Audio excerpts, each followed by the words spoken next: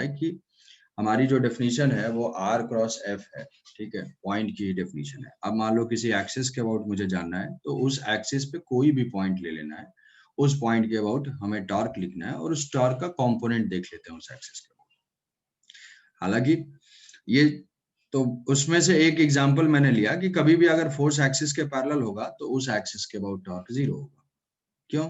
देख लो, यहाँ से r क्रॉस f करेंगे तो जो टॉर्क आ रहा है वो परपेंडिकुलर टू एक्सिस आ रहा है, तो जो भी टॉर्क परपेंडिकुलर टू एक्सिस होगा उसका कंपोनेंट उधर क्या रहेगा, उस एक्सिस के अबाउट 0 रहेगा। तो इसमें एक पॉइंट लिख लिया कि torque about axis is 0 whenever force is parallel to the axis. अब देखते ही समझ में आगे, नेक्स्ट टाइम में हम हमेशा ये चीज यूज करेंगे डायरेक्ट कि किसी एक्सिस के अगर पैरेलल है फोर्स, जैसे मान लो ये प्लैंक ही है, ये कोई प्लैंक है या कोई डोर है या ऐसा टाइप का है, पूछेगा इसमें कि what is the torque due to gravity about this axis, तो देखोगे mg है, एक्सिस के पैरेलल है, torque 0। What is the torque about this point o, तो टॉर्क अबाउट दिस पॉइंट है mgl/2, but torque about axis क्या है, 0 है। समझ पा रहे हो? बोलो। Yes sir. Yes sir. बस, तो चलो ये तो समझ गए। अब दूसरा केस है कि, और सेकंड केस, एक तो वही वाला था, एक हमारा 0 का केस था जब फोर्स पॉइंट से पास करे, उस केस में उसका टॉर्क 0 होगा। तो ऐसे ही मान लो, ऐसे एग्जांपल ले लिया, अगर ऐसे है, फोर्स ऐसे एक्ट कर रहा है, अगर वो line of action of force axis को कट करता है, एक्सिस को इंटरसेक्ट करता है, तो इस पॉइंट के अबाउट टॉर्क 0 हो जाएगा, तो एक्सिस के अबाउट भी टॉर्क 0 हो जाएगा। बात समझ आ रही है कि if force torque about axis is, Yes, sir. if force intersects the axis, if force intersects the axis, then its torque will be 0। ये हमारा पॉइंट वाला ही है कि अगर पॉइंट से पास करता है torque 0, then its torque is 0। ये दो क्रूशियल पॉइंट 0 टॉर्क फाइंड करने के लिए बहुत ज्यादा हेल्पफुल होंगे, ठीक है, कि हम फोर्स को देख के, अब हमें समझ में आ गया कि फोर्स अगर एक्सिस से पास, एक्सिस को इंटरसेक्ट करे या एक्सिस के पैरेलल हो, दोनों को इसमें टॉर्क हम 0 बताएंगे। हम ये समझ चुके हैं कि उसका एक्सप्लेनेशन क्या है। तो अब यहां से देखो, पार्टिकल को ध्यान से देखो, पार्टिकल पे जो फोर्स एक्ट कर रहा है mg, वो अगर किस प्लेन में है, ये फोर्स किस प्लेन में ये फोर्स है, क्या एक्स वाई प्लेन, ध्यान से देखो, खटाखट आंसर बताओगे, किस प्लेन में है ये, एक्स वाई प्लेन में है, एक्स वाई प्लेन में पार्टिकल, तो एक्स वाई प्लेन के किसी भी पॉइंट पे वो है, तो क्या वो एक्स एक्सिस को कट ही कर रहा है हर पॉइंट पे, और वाई एक्सिस के पैरेलल ही है। Yes, sir. कोई भी पॉइंट लेंगे तो एक्स एक्सिस को इंटरसेक्ट कर रहा है और वाई एक्सिस के पैरेलल है, एक्स एक्सिस को इंटरसेक्ट कर रहा है, वाई एक्सिस के पैरेलल है, तो टॉर्क अबाउट एक्स एक्सिस क्या होगा, 0 होगा at all the points. Torque about Y axis क्या होगा, 0 होगा at all the points. Torque about Z axis, तो इसमें 0 नहीं होगा ऑल द पॉइंट्स, यही तीनों होगा, ठीक है। अगर कोई ऐसे पूछता है कि torque about as the projectile moves, torque about O increases, statement क्या होगा, ट्रू फॉल्स? As क्वेश्चन एक और बार बताइए, मैं समझ में नहीं। as the projectile moves, the torque about O increases। Torque about O क्या इंक्रीज कर रहा है? Yes, sir. हाँ सर। जैसे जैसे प्रोजेक्टाइल मूव कर रहा है, torque about O increases. Yes, torque about O increase कर रहा है। Torque about O is constant, ये स्टेटमेंट फॉल्स होगा।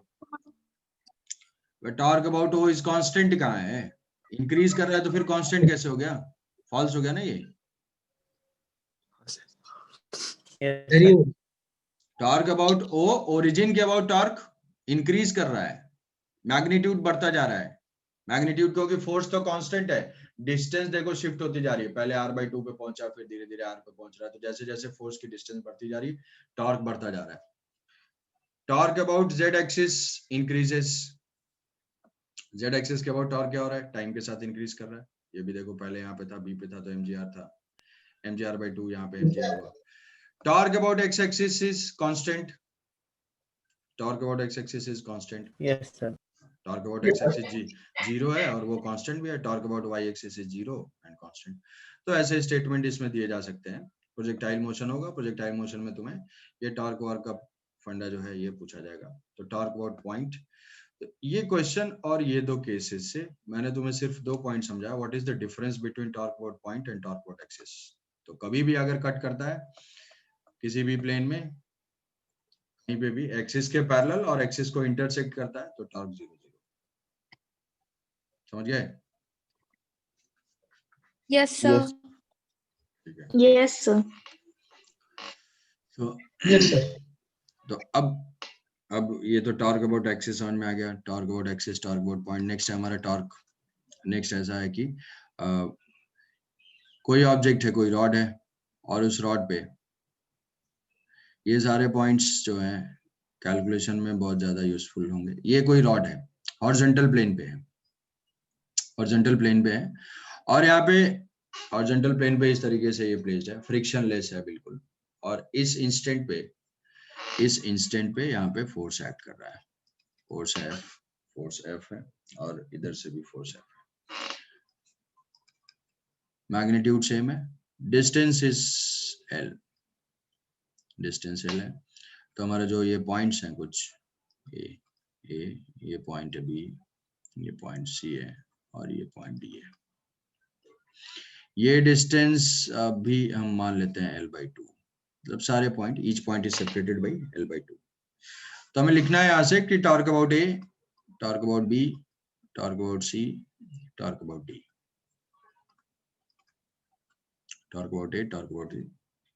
ए के अबाउट अगर हम देखते हैं, ए के अबाउट दोनों फोर्स का टॉर्क, तो दोनों फोर्स का टॉर्क देखेंगे तो F इंटू एफ ए के अबाउट किधर है, एंटी क्लॉकवाइज सेंस में, और वो F किधर है, क्लॉकवाइज सेंस में। कौन सा टॉर्क ज्यादा है, क्लॉकवाइज वाला ज्यादा होगा। देख पा रहे हो, ए के अबाउट F परपेंडिकुलर ही है, तो क्या हो जाएगा F into 3l/2, F into 3l/2 clockwise, ये एंटी क्लॉकवाइज में, इसलिए minus F into l/2, F into l/2।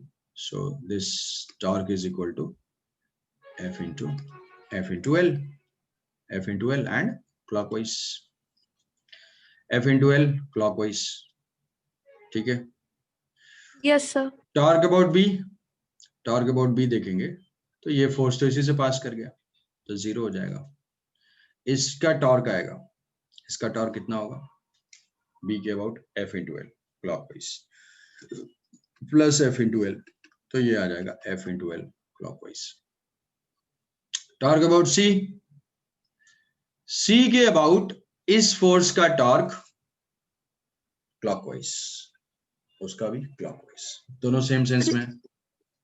सी के अबाउट एफ बी पॉइंट पे फोर्स एक्ट करे तो इसका टॉर्क क्लॉकवाइज, और जो डी पॉइंट पे उसका भी क्लॉकवाइज, तो दोनों का टॉर्क सेम सेंस में है। तो क्लॉकवाइज तो दोनों सेम सेंस में, तो ऐड हो जाएंगे FL/2 plus FL/2 this equals to FL and clockwise. D के अबाउट इसका 0 हो गया, डी के अबाउट इसका 0 हो गया, इसका आएगा इस फोर्स का 0 और इसका भी आएगा F into L, F into L clockwise. तो इस पॉइंट में इस टाइप का जो सिस्टम होगा, इस टाइप का, ये कैसा सिस्टम है, this system has net force 0। If net force is 0 on any system, net force 0 का मतलब हम उसको बोलते हैं ट्रांसलेशनल इक्विलिब्रियम। नेट फोर्स 0 का मतलब होता है ट्रांसलेशनल इक्विलिब्रियम, मतलब वो ऑब्जेक्ट ट्रांसलेशनल इक्विलिब्रियम में हो सकता है बट रोटेट कर रहा है कुछ, ऐसा मतलब नहीं है कि torque rotate, translation and rotation both are independent thing. कोई ऑब्जेक्ट ट्रांसलेट नहीं कर रहा इसका मतलब नहीं कि वो रोटेट भी नहीं कर रहा। देखो ये जो सिस्टम है, तो if F net is 0, F net 0 वाली कंडीशन को बोलते हैं ट्रांसलेशनल इक्विलिब्रियम। अगर किसी सिस्टम पे नेट फोर्स 0 है, then torque about any point will be same, then torque about any point, किसी भी पॉइंट के अबाउट हम टॉर्क ले सकते हैं, हमें कोई रेस्ट्रिक्शन नहीं, any point will be same.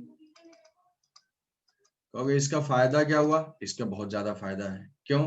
क्योंकि जब नेट फोर्स अगर जीरो हमने कहीं पे देख लिया, कभी ऐसा सिस्टम है जहां पे देख लिया कि नेट फोर्स जीरो है, तो हम टॉर्क किसी भी पॉइंट के अबाउट फाइंड करें वो सेम आएगा, जैसा इस केस में आ रहा है, जैसा इस केस में आ रहा है F L clockwise clockwise clockwise. तो हम कौन सा पॉइंट सेलेक्ट करेंगे? हमारी चॉइस पे जब होगा तो हम ऐसा पॉइंट सेलेक्ट करेंगे जिससे कि कम से कम टॉर्क लिखना पड़े। कम से कम टॉर्क लिखने का मतलब है जहां पे फोर्स एक्ट कर रहा है वही पॉइंट सेलेक्ट कर लेने से कम एक फोर्स का टॉर्क तो जीरो हो जाएगा, सिर्फ एक का ही लिखना पड़ेगा। अब ऑब्जेक्ट्स पे फोर्सेस अगर बढ़ेंगे तो बहुत सारे फोर्सेस होंगे, 3 4 5 फोर्सेस एक्ट कर रहे हैं, तो हम उस पॉइंट के अबाउट टॉर्क लिखने की कोशिश करेंगे जिस पॉइंट से मैक्सिमम नंबर ऑफ फोर्सेस पास हो रहा हो, क्योंकि हमें कम से कम मेहनत करनी पड़े। समझ रहे हो? जैसे यहाँ पे तो 2 है तो बहुत ज्यादा डिफरेंस समझ में आ नहीं रहा है, लेकिन जब फोर्सेस बढ़ेंगे तो हम वो पॉइंट प्रिफर करेंगे, वो पॉइंट चूज करेंगे जिसके अबाउट, क्योंकि हर पॉइंट के अबाउट टॉर्क सेम मिलना है। तो यहाँ पे सारे पॉइंट्स में से ए बी सी डी में से बी पॉइंट या डी पॉइंट इक्वलेंट है, एक एक फोर्स पास कर रहा है। तो या तो बी के अबाउट लिखो तो सिंगल फोर्स लिखना पड़ेगा, और डी के अबाउट लिखो तो सिंगल फोर्स लिखना पड़ेगा। तो नेक्स्ट पॉइंट हुआ ये कि if net force on the system is zero then torque about any point will be same, किसी भी पॉइंट के अबाउट टॉर्क सेम होगा। दूसरा, if equal and opposite force acts on any object then it forms the force couple। किसी object पे if, इस case में जैसे हमारे यहाँ है if equal and opposite forces are acting on any object then it forms force couple। Force couple इस system को जिसमें दो इक्वल एंड अपोजिट फोर्सेस का पेयर एग्जिस्ट करेगा, इक्वल एंड अपोजिट, तो उसको हम बोल देते हैं फोर्स कपल। नाम है फोर्स कपल या सिर्फ ओनली कपल। तो इसका मतलब यह है कि तो फोर्स कपल अगर कभी भी ऐड कर रहा है तो torque due to force couple हमेशा जो होगा, torque due to force couple is equal to force into perpendicular distance between them।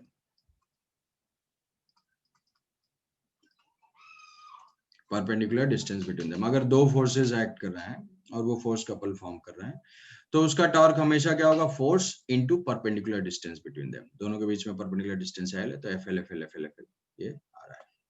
Sir ये वाला जो क्वेश्चन है इस केस में तो एफ नेट जीरो है और इक्वल एंड अपोजिट फोर्सेस, मतलब वो जो फर्स्ट वाला सेंटेंस और सेकंड वाला सेंटेंस दोनों एप्लीकेबल है? दोनों, हाँ दोनों। हाँ सर। ठीक है, तो ये तो हो गए। अब ये पॉइंट हो गया यहाँ से कि नेट फोर्स अगर जीरो होगा तो टॉर्क हम फाइंड करेंगे ऐसे, और कौन सा पॉइंट सेलेक्ट करेंगे वो सब अभी क्वेश्चन में अप्लाई करेंगे। तो torque about point about axis ये सारा कुछ है। अब हमारा है रिजिड बॉडी का जो है rotational equilibrium. Rigid body equilibrium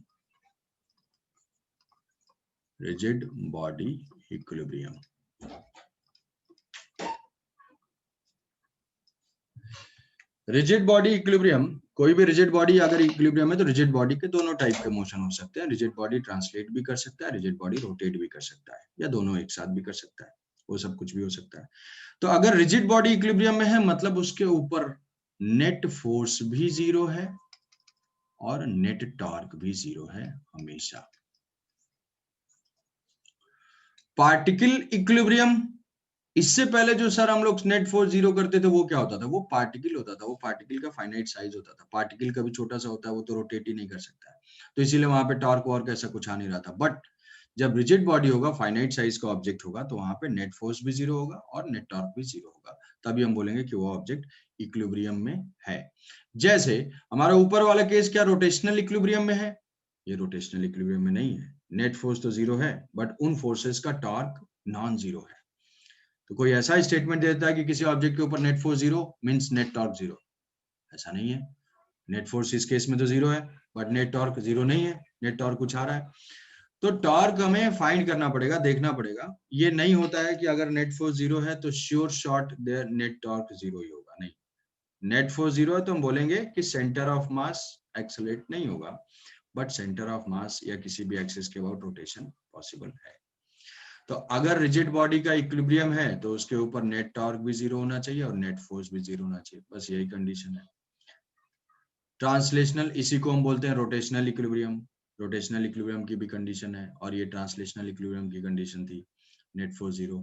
जैसे मान लो सिंगल अगर ऐसे बोला जाए कि एक एग्जांपल इस पे देखता हूँ, बहुत आसान एग्जांपल, कि यहाँ से अब ये जो है ये फिक्स्ड है, ये यहाँ पे दो फिक्स्ड है, यहाँ से एक रॉड है जो कि हॉरिजॉन्टली फिक्स्ड है, ये है हिंज सपोर्ट, हिंज। अब हिंज रिएक्शन, हिंज सपोर्ट बार बार यूज होगा। तो हिंज का मतलब क्या होता है? Hinge is a pin joint. Pin joint मतलब है कि हमने क्या किया, कोई भी ऑब्जेक्ट है तो उसको यहाँ से उसमें एक होल किया, उसमें पिन लगाया और उसको वहां से ज्वाइन कर दिया। अब वो ऑब्जेक्ट जो है ऐसे रोटेट कर सकता है। तो हिंज अगर है तो हिंज से मोस्टली हम लोग हिंज को फ्रिक्शनलेस लेंगे। हिंज क्या होता है? एक पिन जॉइंट होता है जिसके अबाउट रोटेट कर सकता है, मतलब ये रॉड जो है ऐसे ऐसे रोटेट कर सकता है। तो हिंज जॉइंट से हमें रिएक्शन फोर्स कभी भी हम दिखाएंगे तो हिंज के बारे में थोड़ा सा विजुअलाइज करो कैसा होगा भाई। हिंज में क्या होगा? एक सर्कुलर ऐसे हमने होल किया होगा और उसके अंदर पिन गया होगा ये, ठीक है।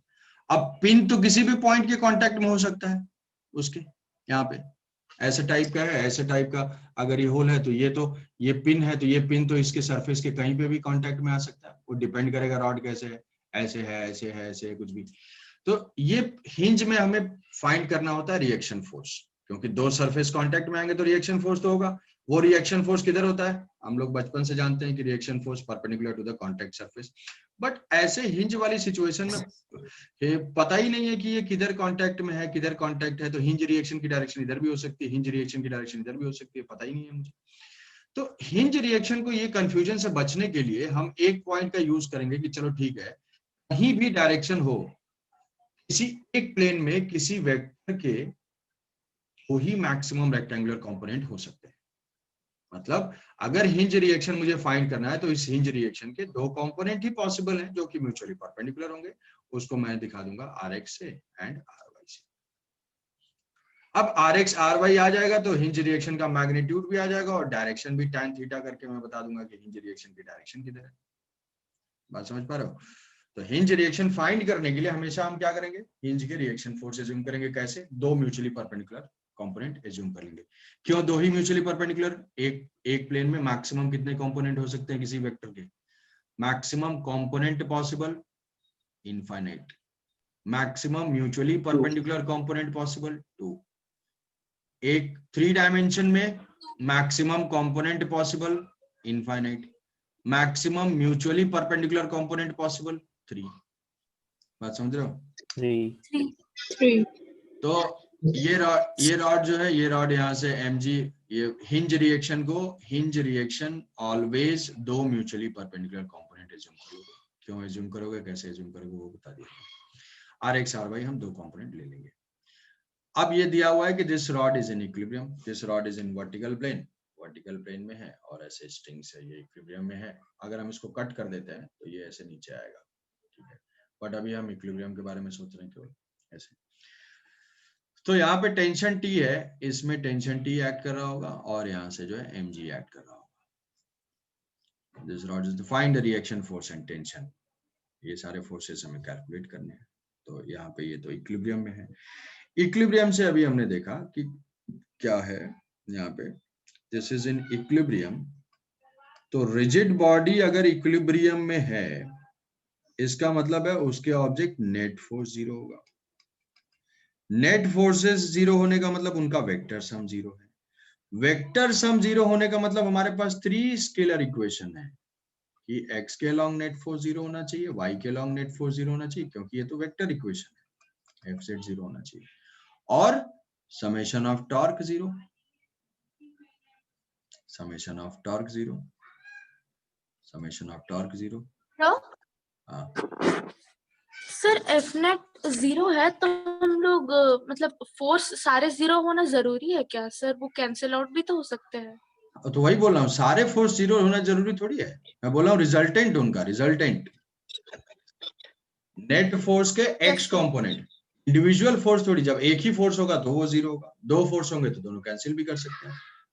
ये कहां बोला जा रहा है कि नेट फोर्स जीरो है तो इंडिविजुअल फोर्स भी जीरो, नहीं। तो अब x के लॉन्ग भी जीरो होगा, y के लॉन्ग भी जीरो होगा, z के लॉन्ग भी जीरो होगा। तो ये तो हमारा सब कुछ प्लेन में है, मतलब इसमें नेट फोर्स लॉन्ग x भी जीरो है। तो x में कौन सा फोर्स है भाई? ओनली rx है, ओनली rx है। तो यहाँ से क्या लिख लेंगे? rx is equal to zero, rx is equal to zero. Net force long x zero, जो मान लो थोड़ा बहुत नींद में ले गए थे बीच बीच में, तो ऐसे लिख लेते हैं net force long x zero. तो यहाँ से क्या आ जाएगा? rx is equal to zero, rx x के लॉन्ग और कोई फोर्स नहीं है। फिर दूसरा इक्वेशन हम लिखेंगे y के long zero, net force long y zero, तो वो हो जाएगा ry जीरो। तो ry यहाँ से लिखोगे net force long y zero, तो कौन कौन से फोर्सेस होंगे? t होगा पॉजिटिव की तरफ, ry होगा। तो यहाँ से आ जाएगा नेट जीरो है तो अपवर्ड माइनस डाउनवर्ड, तो दोनों सेम है, मतलब ry प्लस t जो है दोनों मिलके mg को बैलेंस कर रहे हैं। तो हमारे अननोन है कितने? 3 अननोन है हमारे 3, rx ry and t। Equation हमारे पास होने चाहिए 3। क्या हमारे पास 3 इक्वेशन है? यस। कौन कौन से? फोर्स का एक x के लॉन्ग, फोर्स का एक y के लॉन्ग, और एक टॉर्क का इक्वेशन अभी बचा हुआ है जो कि हम इसको अप्लाई करेंगे। तो भाई इक्विलिब्रियम है तो नेट टॉर्क जीरो होना चाहिए, इक्विलिब्रियम है तो नेट टॉर्क जीरो होना चाहिए। और एक पॉइंट अभी अभी हमारे दिमाग में आया कि अगर नेट फोर्स जीरो है तो टॉर्क किसी पॉइंट के अबाउट सेम होता है। अगर नेट फोर्स जीरो है तो torque about any point will be same, और रोटेशनल इक्विलिब्रियम है तो टॉर्क जीरो होना चाहिए, मतलब torque about any point will B zero. यहाँ पे कि टॉर्क जीरो होना चाहिए, इक्विलिब्रियम है, और नेट फोर्स जीरो होने से टॉर्क सेम होना चाहिए, मतलब हर पॉइंट के अबाउट टॉर्क जीरो हो सकता है। तो जब मुझे पता है कि भाई किसी भी पॉइंट के अबाउट टॉर्क जीरो होगा, इस पॉइंट के अबाउट टॉर्क जीरो होगा, इस पॉइंट के अबाउट टॉर्क जीरो होगा, इस पॉइंट के अबाउट टॉर्क जीरो होगा, इस पॉइंट के अबाउट टॉर्क जीरो होगा, तो मैं किस पॉइंट के अबाउट टॉर्क जीरो करूं? तो मैं ऐसा पॉइंट लूंगा जिससे मुझे कम मेहनत करनी पड़े। कम मेहनत मतलब कम से कम टॉर्क लिखना पड़े। तो अगर मैं ये पॉइंट लेता हूं तो मुझे rx और ry का टॉर्क जीरो ही हो जाएगा। जो भी होगा, एक तो अननोन क्वांटिटी है, दूसरा उसका टॉर्क भी जीरो हो जा रहा है, तो बात खत्म। सिर्फ टेंशन का और mg का टॉर्क आएगा।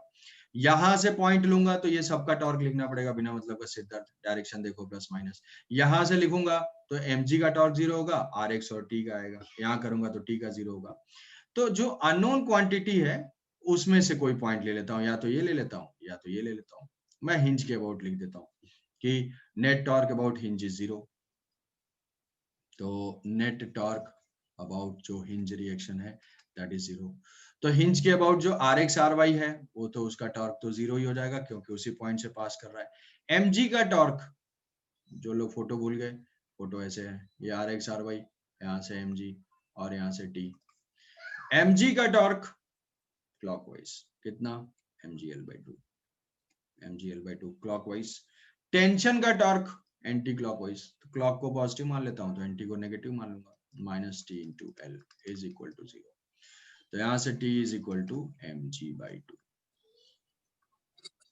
टेंशन की वैल्यू आ गई mg/2।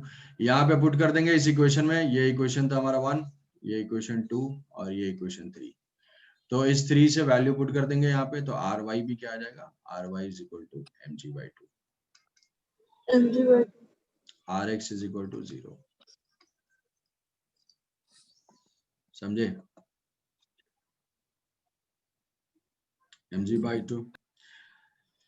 तो ये सिर्फ और सिर्फ हमारे उन्हीं सारे पॉइंट्स का, जो पॉइंट्स कॉन्सेप्चुअल पॉइंट्स जो सीखे थे उसी का एप्लीकेशन है, उसी का एप्लीकेशन सिर्फ आपने ry क्या लिखा था? एक बार नीचे स्क्रॉल कीजिए। ry is equal to mg/2। Tension जो है, टेंशन mg/2 आया, ऊपर वाले सेकंड इक्वेशन में पुट करेंगे यस तो वो सर। भी mg/2 आ जाएगा और यहाँ से फाइंड करेंगे। ठीक है, ठीक है। Yes sir. हाँ सर।